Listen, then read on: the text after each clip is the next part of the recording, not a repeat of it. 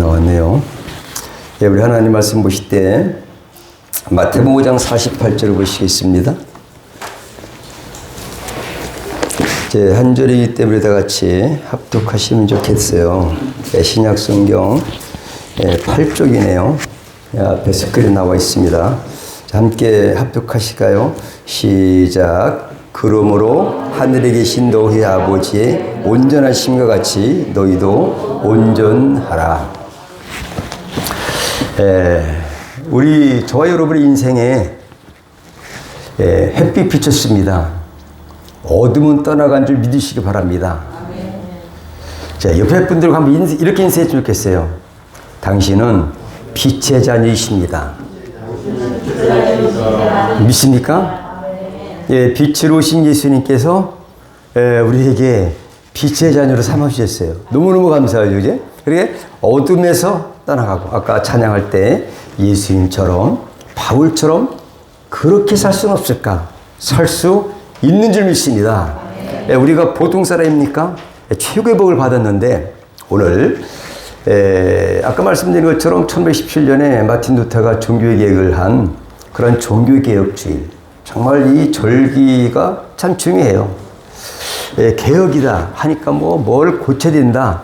이렇게 복잡하게 생각할 수 있지만 사실은 본질이고 원형이고 원래의 상태로 돌아가는 것이 신학의 개혁인 줄 믿으시기 바랍니다. 바꾸라는 게 아니에요. 원래가 예수께서 말씀하신 대로 최고의 설교 말씀을 마태복음 5장에 말씀하시는데 마태복음 5장의 장제목은 산상설교입니다. 산상수원. 그래서 이 말씀을 통해서 오늘 마태복음 5장 마지막 절 한 절에서 우리에게 주신 하나님의 말씀. 구약의 레위기에는 하나님께 이렇게 말씀하셨어요. 내가 거룩하니 너희도 뭐하라? 거룩하라. 거룩한 백성, 특별히 택한 백성에게 하신 하나님의 그런 명령이셨죠. 레위기 전체. 그러면 거룩한 하나님께서 누구를 만나주시느냐? 거룩하게 변화된 사람을 만나주시기를 원하시고 그런 사람을 만나주시는지 믿으시면 아멘 하시기 바랍니다. 레위기 전체가 하나님께 나아가기 위해서 하나님을 만나기 위해서 거룩하게 피로 번소와 속속, 번제, 소제, 화목제, 속죄, 속건제 이런 5대 제사를 드리는 거예요. 양을 잡아서 거룩한 그 피로. 근데 그것을 하나의 예표인데 완전한 제사가 못 됐지만 지금으로부터 2000년 전에 예수께서 오셔서 하나님의 어린 양으로서 완전한 제사를 단번에 드리심으로 말미암아 이전처럼 우리 예배할 때 양 잡습니까? 송아지 잡습니까? 근데 개혁이 안 된 사람은 그렇게 했죠. 예수님께서 지금 2000년 전에 오셔서 제자들을 모아놓고 산에서 그들에게 최고 우주적인 최고의 그러한 설교의 기본을 말씀해 주셨어요. 새 법을 말씀하신 것이 오늘 본문 말씀인 줄 이렇게 생각합니다. 그래서 오늘 본문 말씀에서 저는 보통 사람이 온전한 자로 되는 길이 있다는 거죠. 오늘 본문 말씀에서 그럼 보통 사람 누구냐? 보통 사람이라고 이렇게 하시는 분 어디 가셨죠? 그런데 그런 것이 아니라 보통 사람, 여기서 말하는 보통 사람은 뭐냐?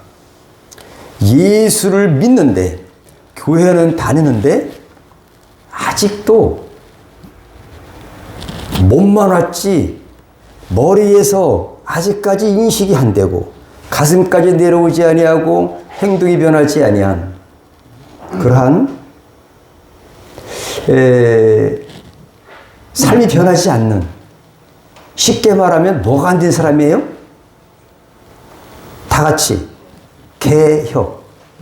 개혁이 돼야 되는데 예수 믿었으면 바뀌어야 되는 것 아니에요?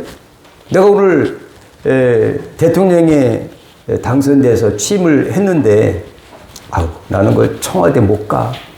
나는 우리 그 살던 아파트가 좋고 내가 살던 집이 좋아.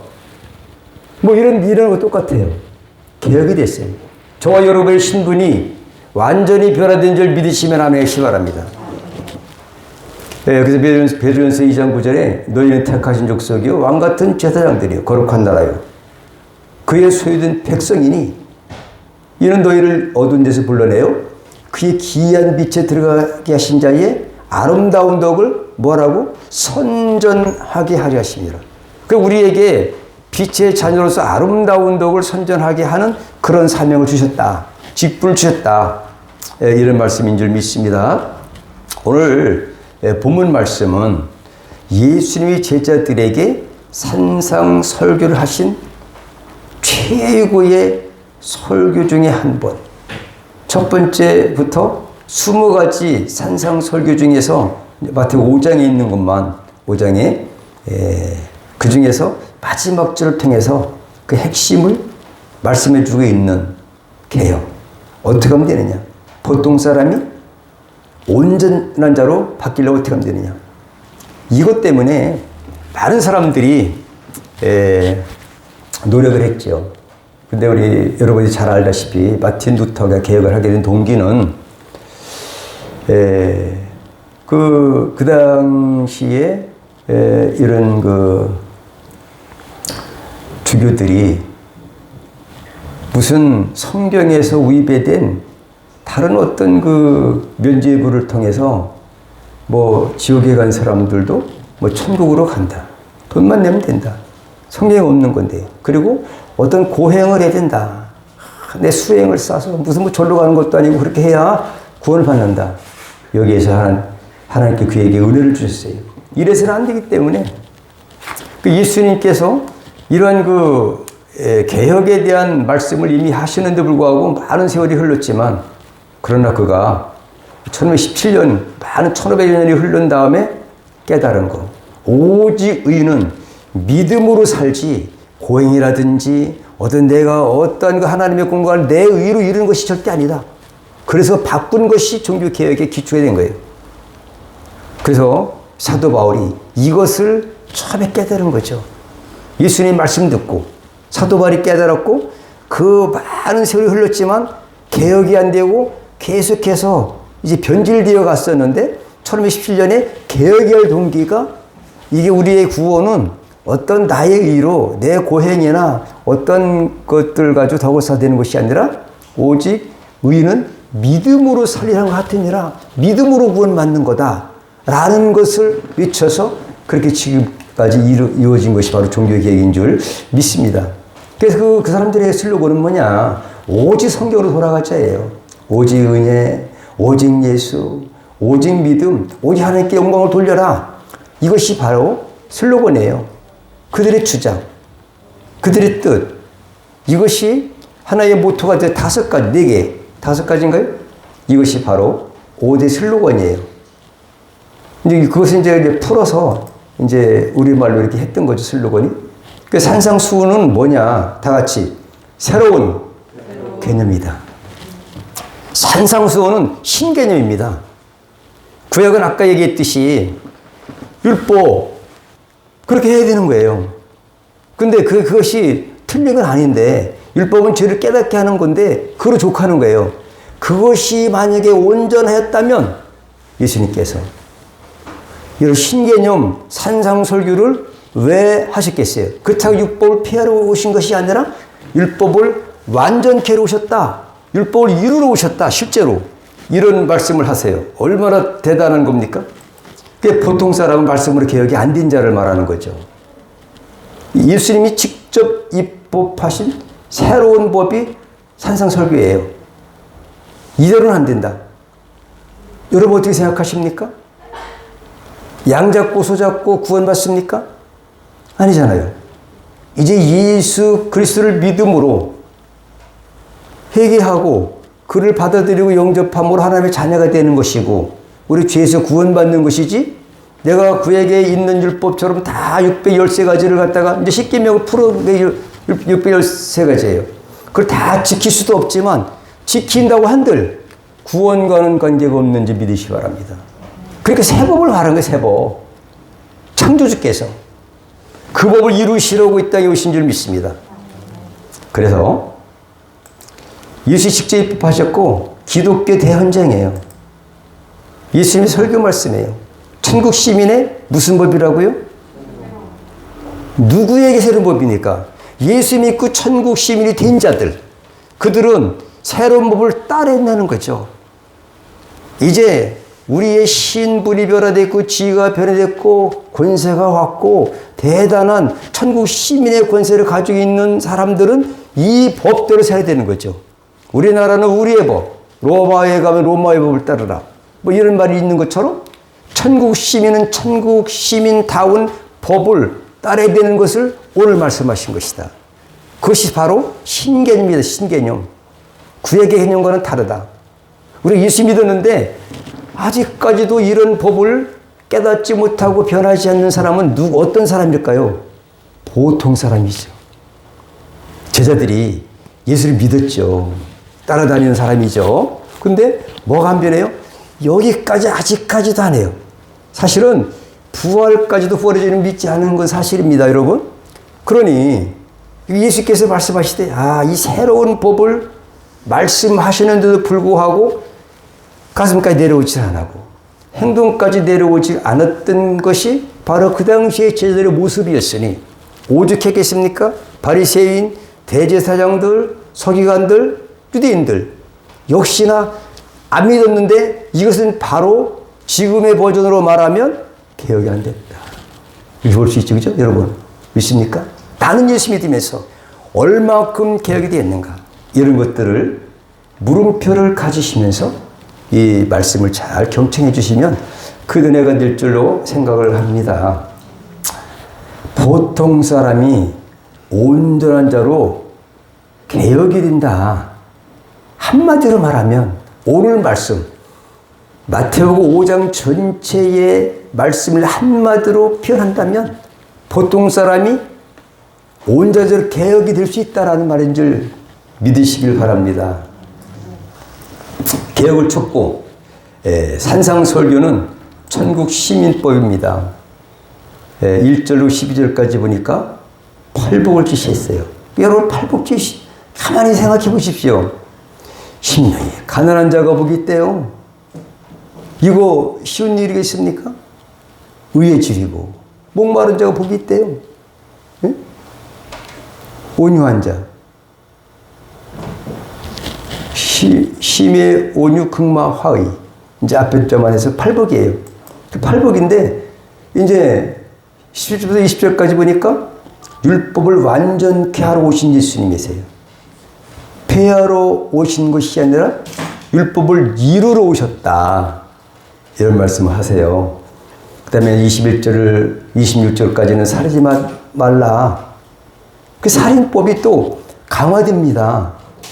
응? 그냥 뭐 구약에는 뭐 진짜 살인을 해야만이 살인이지만 예수님의 그 세법은 아니에요.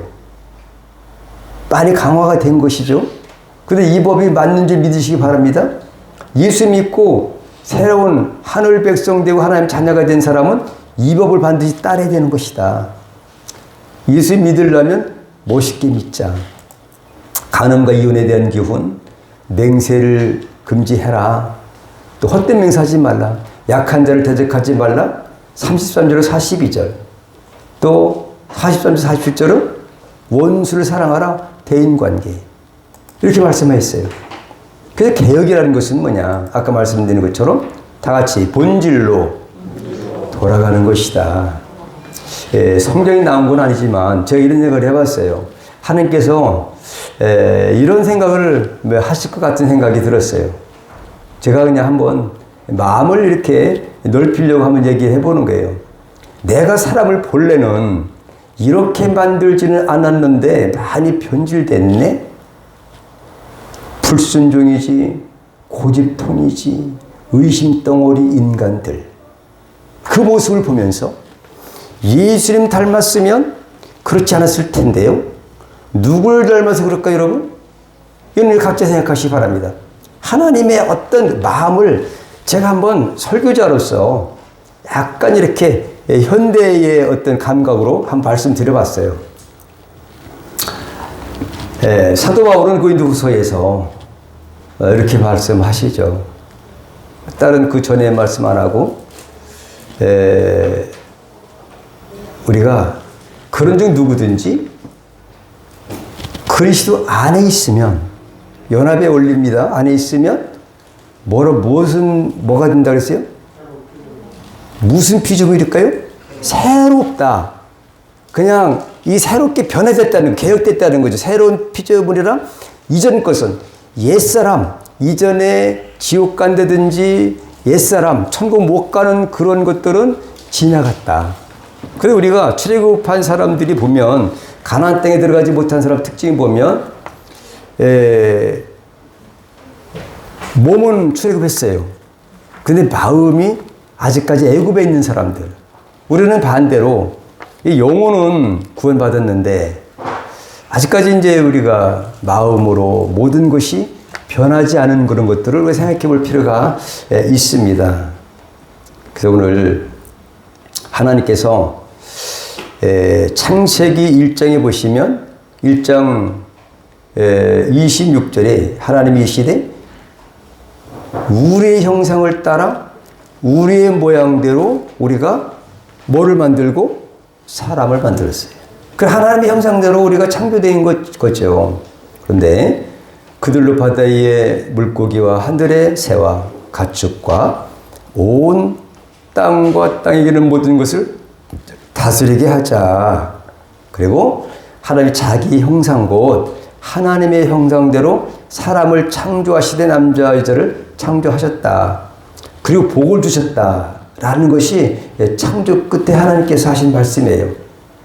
근데 우리 예수님께서는 변질된 하나님의 말씀에 거역하고 불순종해서 변질된 모든 것을 잃어버린 우리 인간의 그 모든 것들을 권위라든지 지위를 예수께서 2000년에 이 땅에 오셔서 회복시켜 주셨습니다. 그 때문에 진리를 알지 진리가 너희를 자유케 하리라. 예수님만이 자유케 할 수 있어요. 예수님만이 해방자로서 잃어버렸던 모든 권세와 하나님의 형상이 회복되게 하신 줄 믿습니다. 그 형상으로 예수 믿고 돌아가는 것이 진정한 본질이면서 원형이고 개혁이다라는 거죠. 새로운 게 아니에요. 원래대로 돌아가는 거죠. 뒤에 짓지 않는 에덴 동산의 그 모습대로 돌아가서 행복하게 하나님의 형상도 하나님과 교통하면서 이렇게 사는 것. 우리 예수 이 땅에서 계시다가 마지막 하신 말씀. 내가 세상 끝날까지 너희와 항상 함께 있으리라. 그 다시 오신다고 말씀하셨어요. 그래서 우리 개혁은 예수님 오셔서부터 재림할 때까지 개혁이 이루어져야 된다고 믿습니다. 예. 그래서 개혁 첫 번째는 신개념입니다. 오늘 마태복음 5장 그 13절 14절에 보니까 여러분 너희는 세상의 소금이 되라. 세상의 빛이 되라. 이렇게 말씀하셨습니까? 네, 집사님 어떻게 생각하시나요? 맞다라고 생각해? 여러분 여기에서 참 잘못된 거예요. 엄청난 오류가 됩니다. 너희는 세상에 소금이 되라. 이렇게 얘기 절대 안 했다고요. 성경이 이게 참 뭐 그래서 성경을 포괄적으로 크게도 봐야 될지 맵적으로 봐야 되기도 하지만 진짜 하나하나까지 잘 봐야 되는데 예수님께서는 다 같이 따라할까요? 이미 나는 세상에 소금이다. 그래 예수님은 너희는 세상에 소금이라고 소금이 되라는 게 아니에요. 그럼 뭐예요? 완성됐다는 얘기죠. 그러니까 이 소금은 변질되는 게 아니에요. 소금을 갖다가 뭐 불에 막 그냥 뭐 한다고 군다고 뭐 맛이 뭐 짠 게 변하든가요? 아니잖아요. 물에 넣어서 녹아진다고 해가지고 짠 것이 뭐 변하는 것도 아니고 이것은 우리는 이미 소금이다라는 거지. 그렇게 변하지 않는 절대 주님과의 나의 약속은 소금 언약처럼 안 변한다. 이미 소금이 됐다. 라는 것처럼 하늘 백성이 됐다라는 거죠. 누가 오셨는데 예수님께서 하나님의 아들이신 예수께서 이 땅에 오셔서 우리를 죄 가운데 구원해 주셨는데 누가 우리를 갖다가 다른 데로 이끌고 가겠냐. 변할 수 있냐. 하나님이 인정하신 요한복음 1장 13절에 너희는 하늘로부터 났대. 그죠? 육적으로 혈통으로 세상의 뜻대로 나지 아니하고 하늘로서 난 자들이 여러분입니다. 이걸 믿으시기 바랍니다. 그게 소금이에요. 세상의 빛이다 이거요. 빛 가운데 거할 수 있다. 빛이래야 사람을 살 수가 있죠. 그죠? 어둠은 떠나간 줄 믿습니다. 요한복음에서 이렇게 말씀하고 있다 이거죠. 그러니까 너희는 오늘 본 말씀의 첫 번째 그거예요. 다 같이 변했다. 이미 변했다는 걸 말하고 있어요. 이미. 변했으니까 변한 사람처럼 살아라. 아멘? 다 같이 찌질하게 살 것인가?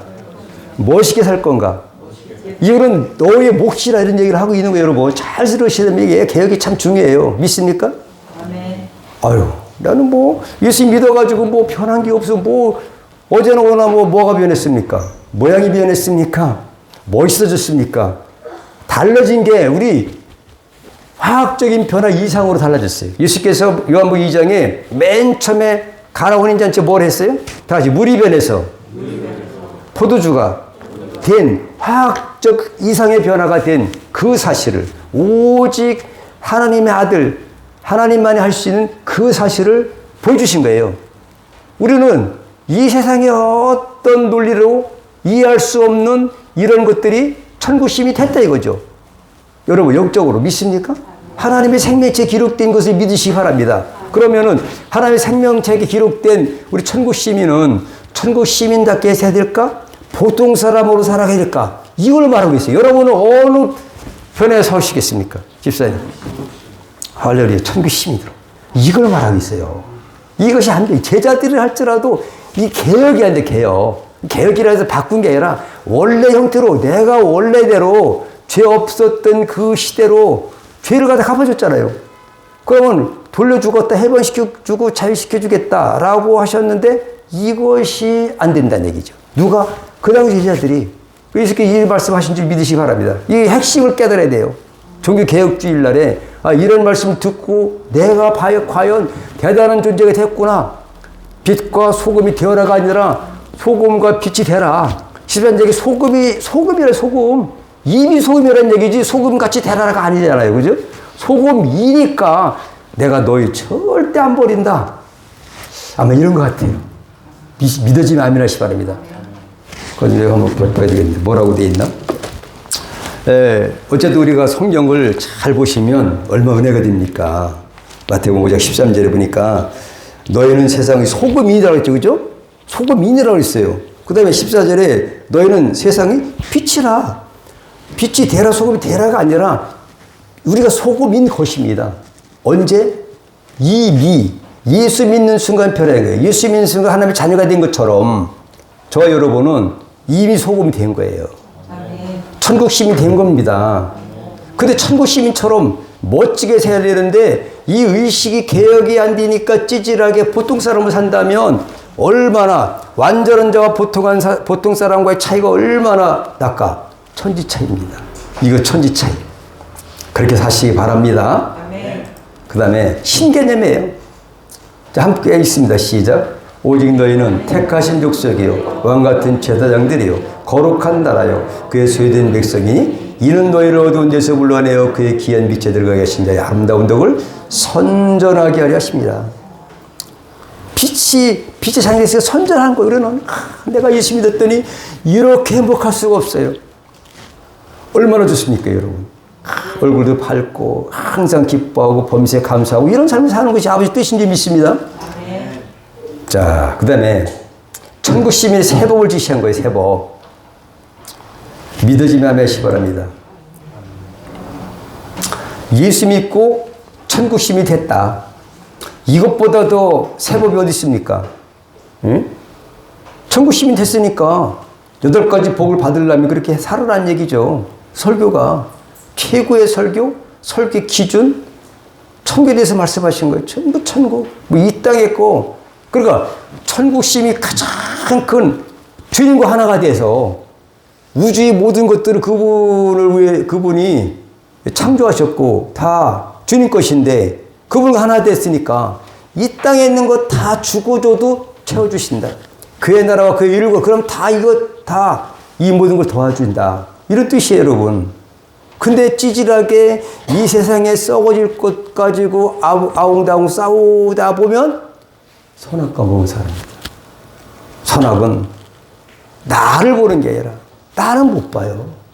판단한 거야. 자기도 뭐 개혁이 안 됐는데 뭐 비판하고 뭐 하나님 말씀이 어쩌고 누가 어쩌고 예수님은 신성 모독자야 주계자. 그 사람들이 유대인들 아닙니까?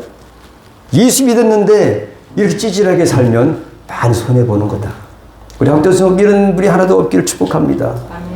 아마 없을 것 같아요. 만약에 나는 아직까지도 개혁이 많이 안 됐다면 오늘 이 시간 여러분들이 의식을 바꾼다면 마음을 바꾸기로 하신다면 그렇게 천국 시민처럼 멋쟁이가 되는 거예요. 자, 어떻게 하겠습니까? 째지하게 살겠습니까? 멋쟁이처럼 살겠습니까, 여러분? 여러분이 선택하십시오. 오늘 말씀을 듣고 오늘 이것이 제 말이 아니에요. 예수님이 친히 산상수를 말씀하시면서 이렇게 얘기하는 거죠. 온전한 자가 되라는 거죠, 여러분. 그렇죠? 왜 팔복을 먼저 얘기하는 거죠, 지금 제가? 세상에 소금이 되라가 아니라 이미 소금이 되었다는 겁니다. 믿습니까? 근데 보통 사람은 어떠냐? 보통 사람 생각은 절대 손해보는 거 하지 않습니다. 자기만을 위한 삶을 추구하는 거죠. 범죄 이후의 인류는 이기주의적 삶을 살았어요. 창세기 3장에 죄악이 시작되고요. 범죄를 한 사람은 4장에서 바로 살인사건이 등장하지요. 창세기 6장에 오죽하면 하나님이 사람 지금 한탄하셔 홍수 심판이 왔겠습니까, 여러분? 11장에 또 바벨탑을 싼 사건이 있었죠. 하나님과 높아지려고 교만이 머리끝까지 올라갔던 그 사건. 14장에는 최초 전쟁이 일어났죠. 이런 것들이 바로 인류 역사입니다. 개혁이 안 돼서 그래요. 개혁 두 번째, 다 같이 신분에 걸맞는 삶을 살자. 믿어지면 아멘시 바랍니다. 이 신분이 오늘 17절에 보니까 그 율법을 완전케 해놓으셨다. 이렇게 말씀하세요. 17절부터 마지막까지는 말씀 계획입니다. 하나님 말씀이 창세기부터 계속 주어졌는데도 불구하고 실제적으로 10년 계획이 아직 안 됐어요. 됐다면 뭐하러 주께서 이렇게 말씀하시겠어요? 더군다나 제자들에게. 맞습니까? 개혁이 필요하니까 이런 말씀을 해주신 줄 믿습니다. 근데 개혁을 빨리 하면은 수지 맞아요. 자손 천대까지 복을 받는 비결이 여기 있어요. 오늘 진짜 말씀이 예수님 최고의 창조주께서 말씀하신 말씀을 제가 알기 쉽게 아주 요리를 좀 해서 여러분에게 알려드리는 거예요. 개념을 빨리 알아야 돼. 신개념이에요, 이게. 그냥 무슨 심령이 가난 자가 복이 있다. 그거 하나까지 하려면 또 이게 잊어버리잖아요. 근데 오늘은 한꺼번에 통째로 먹는 비결. 개혁. 할렐루야. 성경 전체를 하신 예수님의 첫 번째 얼마나 귀하겠습니까? 얼마나 중요하겠습니까? 이거를 알기 쉽게 여러분에게 종교개혁주일에 말씀을 한마디로는 말씀 기억을 하는 거예요. 응? 내가 온전케 하러 왔다. 율법 온전케 하러 왔다. 그리고 이렇게 살아라. 인간으로 불가능할 것 같지만 할 수 있습니다. 할 수 있는 거는 제가 주인 바꾸기 1, 2, 3탄에서 다 말씀드렸고요. 오늘 한마디 말씀드리면 예수님과 하나가 되면 돼요. 그것이 바로 요한복음 15장의 포도나무와 가지의 비유를 생각하시면 주님이 함께 하시면 된다는 사실을 말씀드리고 싶고요. 자, 사람의 본질의 원형은 뭐냐? 아까 말씀대로 이렇게 모든 것을 다스리게 하자. 이것이 바로 우리의 형상을 따라 하나님의 형상의 본질이다. 근데 여기서 보통 사람, 제가 롯을 한번 생각해 봐요. 세 사람 인물하고 오늘 맞추려고 그래요. 아브라함과 롯 어떻게 생각하십니까? 보통 사람의 생각은 절대 손해보는 거 하지 않는다고 그랬죠. 근데 창세기 13장에 가면 처음에 12장에 가니까 롯이 고향에서 누구예요? 조카인데 작은 아버지입니까? 같이 나왔죠. 같이 나온 이유를 제가 좀 알 것만 같아요. 왜 같이 나오냐? 롯은, 아브라함은, 그때 아브라함은 온전한 죄에 속한 사람이고, 다시 개혁이 된 사람이고, 롯은 죽을 때까지 개혁이 안 돼서 무슨 사람이다? 보통 사람이다. 오늘 제목, 이거 잘 알아야 돼요. 여러분들이 알기 쉽게 제가 엄청 고민한 사람이에요. 잠을 못 잘 정도로. 왜냐하면 이게 어떻게 해야지 이 말씀을 정말 잘 깨달을 건가. 오늘 아침에 롯이다. 딱 생각이 났어요. 불현듯 성령께서 그냥 감동 주신 것 같아요. 롯이, 야, 롯이라는 사람은 개혁이 안 된 사람이네. 창세기 13장에 보니까 아브라함이 롯이 이제 롯에게 제안을 해요. 우리는 한 구육이라 니나 너 나나 내 목자나 서로 다투게 말자. 내 앞에 온 땅이 있지 아니하냐. 나를 떠나가라. 내가 좌하면 나는 우하고 내가 우하면 나는 좌하리라. 이에 롯이 눈을 들어 유단들을 들어본즉 소알까지 온 땅에 물이 넉넉하니 여호와께서 소돔과 고모라를 멸하시니 였는 고로 여호와의 동산 같고 애굽 땅과 같았더라. 그러므로 롯이 유단 온들을 택하고 동으로 옮기니 그들이 서로 떠난지라. 근데 이때까지 아브라함은 벌써 양보를 하고 좀 멋진 인생을 사는 것 같아요. 그래 같이 떠났어요. 같이 살았어요. 근데 작은 아버지하고 조카 사이 같아요. 그렇다면 같이 개혁이 돼야 되는데 개혁이 안 된 롯이 창세 19장 가니까 이렇게 변했다. 지난번에 갈렙 얘기했죠? 똑같아요.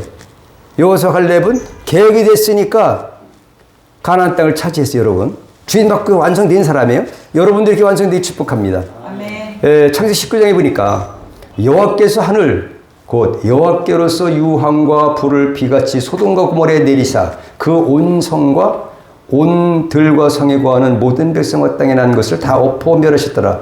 롯이 아내는 뒤를 돌아본 거로 소금기둥이 되었더라. 야, 소금기둥 됐어요. 근데 창세기 19장 32, 38째 보니까 이제 롯의 이제 딸들이에요. 두 딸들. 개혁이 안 되니까 우리가 우리 아버지에게 술을 마시고 동침하여 우리 아버지로 말미암아 인종을 전하자. 그 밤에 그들이 아비에게 술을 마시고 큰 딸이 들어가서 그 아비에 동침하니라. 그러자 그 아비는 그 딸에 눕고 일어나서 깨집니다. 그래서 그 마지막은 창세기 19장 38 작은 딸도 아들을 낳아 이름을 베남이라 하였으니 오늘날 암몬 자손의 조상이 되었더라. 모압과 암몬 자손의 그런 거 지금 이제 사라진 것 같아요. 그렇게 보통 사람으로 개혁이 안 된 사람은 롯과 같이 별 볼이 없는 사람이다. 그렇다면 여러분들은 여기에서 아브라함 뭐가 됐습니까? 믿음의 조상이 됐습니다, 여러분. 얼마나 찹니까? 같이 나왔어도 개혁이 되고 보통 사람을 살 거냐, 개혁을 하나님 뜻대로 살 거냐 차이가 이렇게 어마무시하다. 라는 것을 성경은 우리에게 교훈하고 계시다. 자기중심적인 삶을 살고, 그렇지 아브라함은 이타적인 삶을 살았어요. 네가 우하면 근단 좌랴. 그럴 때 오늘 예수께서도 똑같은 말씀하시는 거예요. 이 땅에서 아둥바둥 싸울 거 없이 줘라. 하나님이 갚아주신다. 여러분, 이렇게 하면은 좋은 일이 생길 줄 믿습니다. 오늘 5장 40절, 41절을 한번 말씀 마치려고 그래요. 그러니까 오리 인생과 무슨 인생이세요? 이걸 보셔야지. 다 같이. 심리.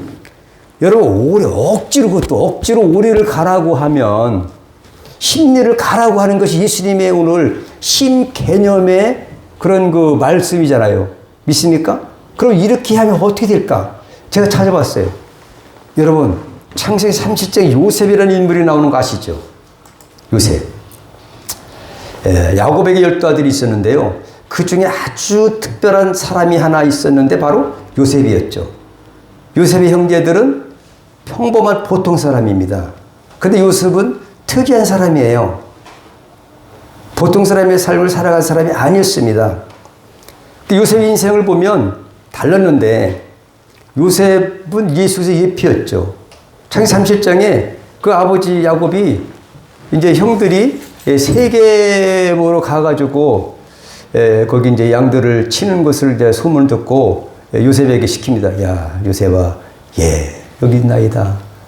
그 요셉에게 야곱이 이렇게 해요. 야, 네 형들이 세겜이 있느니라. 그러니까 세겜에 가서 그들이 우리 양은도 잘 있는지 네 형들은 잘 있는지 한번 보고 나한테 보고하거라 라는 사명을 띠고 하나먼 길을 떠납니다. 세겜에 딱 도착했어요. 그래서 이제 막 헤매기 때문에 어떤 사람들이 뭘 그렇게 찾고 그러냐, 우리 요셉이 말하기를 우리 뭐 형들이 여기서 있었는데 못 봤습니까? 그들의 하는 말을 들은즉 도단으로 간다는 말을 들었노라 라는 얘기를 했어요. 그럼 여기서 이제 우리가 이제 생각할 게 있습니다. 여기까지는 오리를 가라는 것까지가 가는 거예요. 아버지가 세겜까지 가서 내 형들이 잘 있는지 양들이 잘 있는지 그것을 보고 오라. 근데 가보니까 이미 현실은 어때요? 형들은 이미 도단으로 떠났어요. 그러면 세겜의 도단까지 이미 결혼자 30km예요. 여러분 30km 같으면 한 80리 정도 되는데 거의 하루 종일 가야 됩니다. 내가 아버지가 시키면 거기까지 했는데 내가 잘됐다. 거기까지 갈 거 없고 가보니까 아버지 세겜에 가니까 없대요. 왔어요. 잘했다. 가 아니라 요새 보세요. 다 같이 오리 인생이 아니라 심인생 살았다. 그래가지고 거기까지 간 거예요. 그래 그것 때문에 또 노예로 팔리게 됐지만은 감옥에 가가지고 이게 좀 약간은 이게 너무 이렇게 튀는 것도 좀 문제가 되는 것 같은데 좋은 쪽 튀면 괜찮아요. 예, 좋은 푼수가 됐어요, 여러분. 관원장도 꿈이 이제 40장에 나오는데 관원장들이 꿈꾸고 무어로 그 감옥에서 꿈 얘기 자기도 억울하게 온 사람 중에 그런 신분인데 그 꿈 얘기 해줄 필요가 있습니까, 여러분? 집사님 생각해 보세요. 집사님, 전사님, 연기현 집사님 생각해 보세요. 거기 미쳤다고 세상 말로. 거기에 그래 감옥까지 갔는데 억울하게 갔는데 그 꿈을 꾼 걸 무어로 거기서 꿈 해몽해 주었어. 이것이 신인생을 사는 사람의 비결을 하나님께 우리 교회 주신 것이다. 도단까지 안 가도 되는 거, 세겜까지 갈 거를 도단까지 갔고 그것 때문에 감옥까지 가고 억울하게 보디발 아내에게 누명을 쓰고 갔지만 감옥에서도 자기는 진짜 신인생을 사는 거예요. 남을 배려하고 자기 있는 거 꿈을 해몽해 주고 그러다 보니까 하나님을 높여서 애굽의 총리까지 세워주시 믿으시기 바랍니다. 이것이 신민생. 오늘 이것을 갖다가 40절 41절에 예수님께서 억지로 오리를 가래도 마땅히 가는 것도 아니고 억지로 오리를 가라고 그래도 심리를 가고 겉옷을 달라면 속옷을 줘라. 이 말씀을 누가 하신 것이냐? 창조주 하나님, 울려고 하신 예수께서 하신 것이다. 이렇게 산 여러분 되시면은 반드시 복을 받게 될 줄 믿습니다. 심리를 살다가 한 다윗이에요. 다윗. 근데 다윗이 원래 이새의 8번째 아들이었습니다. 근데 8번째는 막내인데 자기 외에 형들이 만 7이나 있어요. 근데 아버지가 양을 치라고 한다면은 왜 아버지 형 있잖아요. 형 잘생기고 엘리압도 있고 다 좋은 거 있는데 왜 내가 양을 칩니까? 내 막내인데 엄마랑 이렇게 이제 막내를 사랑해 줘야지. 그렇잖아요, 그죠? 막내 사랑이라는 게 여러분 아시죠? 그러면 내가 왜 그냥 곰도 나오고 사자 나오고 그러는데 잘못하면 죽을 판이고 왜 떨고 춘대서 내가 그걸 양을 쳐야 되는데요? 이렇게 하지 않았다 이거죠.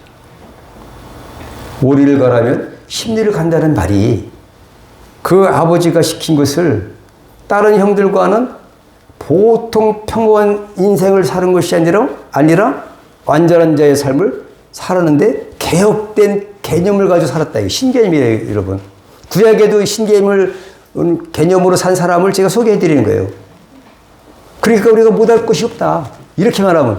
근데 이제 사무엘 47장에 보면 다윗이 이제 아버지 이새의 말을 듣고 야, 너 가가지고 천부장에게는 그 치즈 10덩이를 주고 면회 좀 갔다 오거라.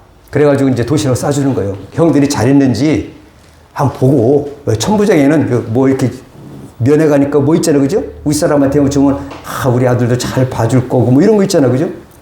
그래가지고 이제 보냈습니다. 갔더니 골리앗이라는 블레셋 사람이 날마다 와가지고 니들이 나를 이기면은 내가 너의 종이 될 거고 만약에 니들이 나한테 치면은 니들이 내 종이 될 거다. 응? 그러면 하나님을 날마다 모욕하는 거예요. 가만히 다윗이 보니까 다윗은 소년입니다. 군대에 간 이새의 아들이 3명이 군대 간 거예요. 8명 중에서. 근데 그걸 갖다가 막내 다윗이 이제 막내 동생이 이제 면회를 간 거죠. 그렇다면 아버지가 보냈으면 그것만 갖다 주고 면회하고 천부장에게 그 치즈 10덩이만 주고 오면은 이것도 잘하는 거죠. 누가 전쟁터에 마음대로 가겠습니까? 그렇지만 이것도 잘하는데 다윗은 심리를 했다. 억지로 우리를 가라고 심리길을 갔어요. 가만히 들어보니까 그냥 벌벌 떠는 거예요. 골리앗이 그냥 으르렁거리고 그냥 키가 그냥 2m 92나 되는 이런 사람들이 하니까 꼼짝 못해요. 왕도 사활도 꼼짝 못하지. 자기 형들은 군인이고 자기는 군인도 아닌 거예요. 군인도 아닌 주제에 괜히 세상 말로 말하면 너 오버한 거 아닙니까? 아니면 푼수 떤 겁니까? 아닙니다, 여러분. 가만히 들어보니까 뭐 이기는 사람은 사울의 사위가 된다고 그러고 뭐 어쩌고 한다고 그래. 그래가지고 얘기하는 것을 형이 들었어요. 야, 너 교만에 빠져가지고 너 양을 갖다가 뭐 어떻게 했냐? 양을 맡기고 간 거예요, 여러분. 교만해가지고 양이나 잘 지키, 네가 뭘 여기까지 왔냐? 너 하던 게 원래 옛날부터 어렸을 때부터 교만하더니 여기까지 와서도 너 뭐 골리앗 앞에서 뭐 네가 군인도 아닌 주제에 뭘 하려고 그러느냐? 다윗은 얼마를 간 사람이라고요? 심리를 간 사람이에요. 거기에 군인도 아닌 주제에 거기에 골리앗과 싸우는 것이 잘한 겁니까? 못한 겁니까? 푼수입니까? 오버한 겁니까? 보통 사람입니까? 다윗은 심리를 간 사람의 하나의 어떤 그 비견될 만한 그런 인물이 아닌가 생각해요. 왜 주님께서 오늘 마태복음 5장 40절에 오리를 가라면 심리를 가라고 했냐? 다윗은 심리를 간 거예요. 줘야 됩니다, 여러분. 하나님 백성 되면 다 받았는데 나눠줘야 되고 이타적인 삶을 살아야 되고 다윗은 소년이라 할지만은 만군의 여호와의 이름 가지고 살았습니다, 여러분. 골리앗과 싸웠습니다. 이것 때문에 다윗이 일약 스타가 됐어요. 그냥 그 3회상 18장 보십시오. 사울은 천천, 다윗은 뭐라고요? 이렇게 어마어마하게 소문나가지고 이스라엘 왕으로서 예수님의 족보에 오른 왕의 그런 사명을 감당한 왕이 되었다. 이게 우리 주님의 말씀과 비슷한 거예요. 그래서 심리를 간 다윗은 목등에서 왕으로 됐다. 자신을 죽이라는 사울을 왕을 죽이지 아니했고요. 하나님 마음에 쏙든 사람이에요. 얼마나. 그러니까 우리를 가라면 심리를 갈 때 사도행전 13장 22, 23절 보니까 너무나 마음이 쏙 들었어요.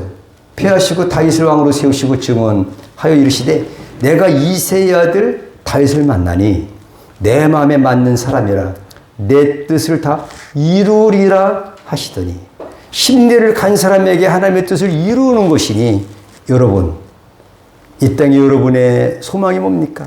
아버지의 뜻을 이루는 여러분 되시기를 축복합니다. 그 하나님이 약속하신 대로 이 사람의 후손에서 이스라엘을 위하여 구주를 세우셨으니 곧 예수라. 이렇게 말씀했어요. 우리의 새로운 신분, 베드로가 이렇게 얘기했어요. 아까 말씀드렸듯이 택하신 역사왕 같은 제사장, 거룩한 나라, 그의 소유진 백성이 이미 된 줄 믿으시기 바랍니다. 성경이 이걸 말하고 있어요.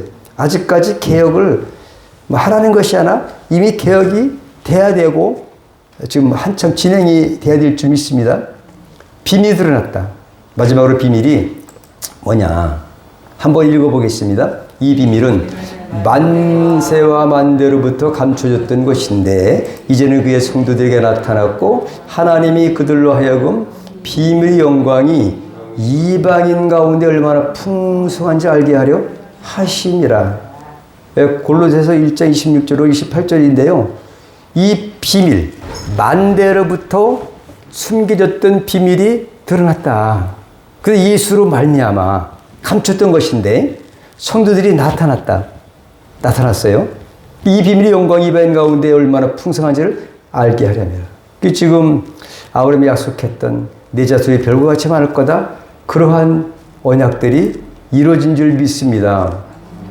완전한 자로 이미 함께 읽습니다. 이 비밀은 너희 안에 계신 그리스도시니 곧 영광의 소망이니라. 우리가 그를 전파하여 각 사람을 권하고 모든 지혜로 각 사람을 가르치면 각 사람을 그리스도 안에서 완전한 자로 세우려 합니다.